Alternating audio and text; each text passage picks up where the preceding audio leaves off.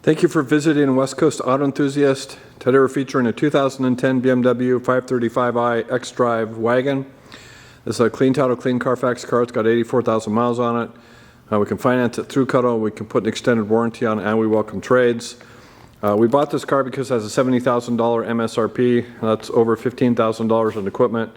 They're very hard to find like that. It's got adaptive cruise, night vision, multi-contour seats. I mean, really, really well built. Cosmetically, we made Pete metered the whole car, and the entire car metered between 6 and 6.5. So looks like everything's original.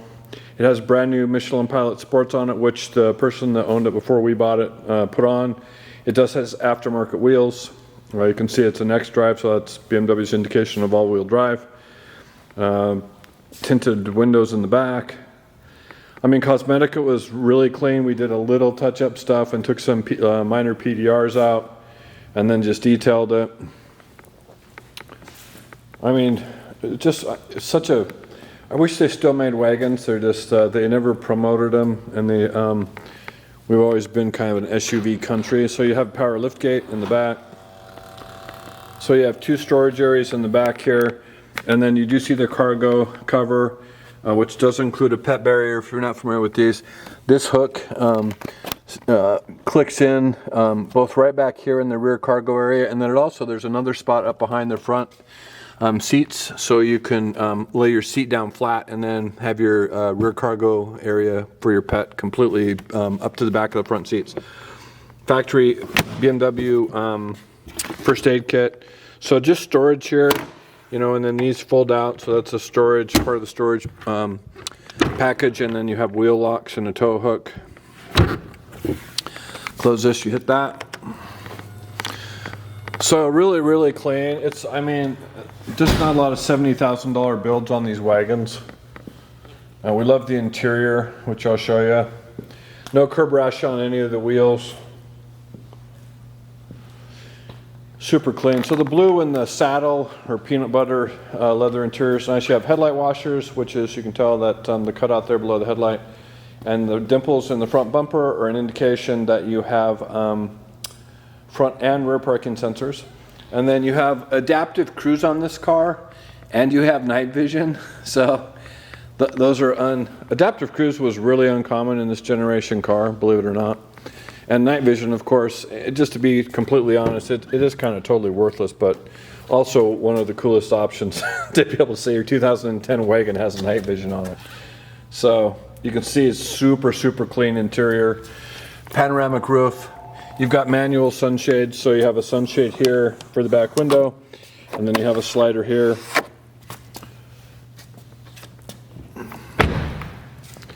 So this, it is surprising we don't have comfort access, but so this would have ribs on the handle here if that was the case. It is not. It is keyless entry, so you can lock and unlock your car with your key, but you have to use your key. It's not a passive entry system.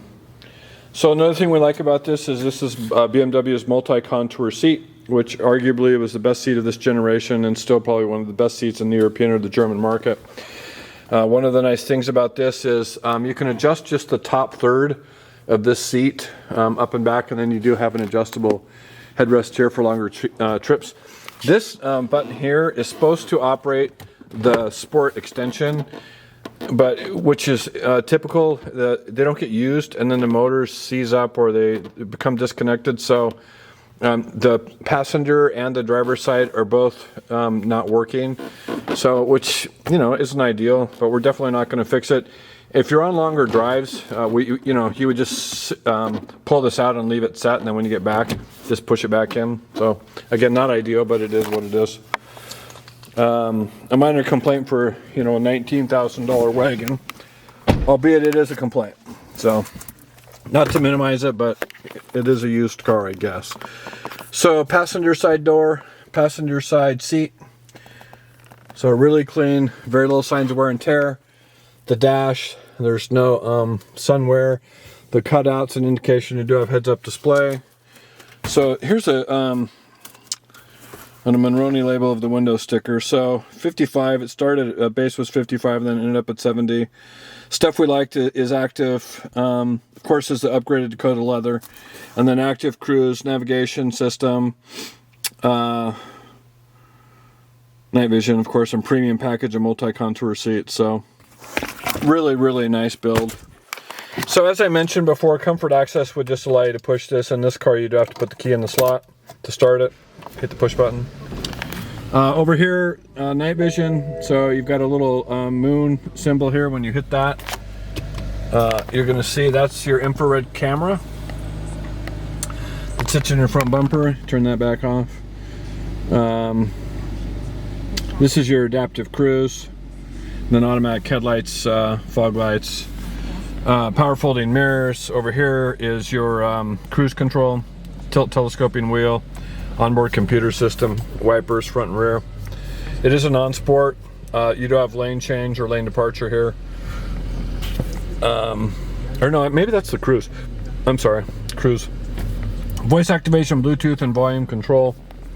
And then you've got to be familiar with this if you're looking at this kind of the earlier generation iDrive. So you know, this goes back and forth, up and down, and then spins, and then select is pushed down. Steptronic transmission, dual heated seats, dynamic traction control and parking sensors, CD player, dual auto climate control, and then up here is your iDrive display. So if you put that in reverse, you're going to see a your rear parking sensors activated, and then you put it into drive. Bluetooth. Let me turn that down real quick.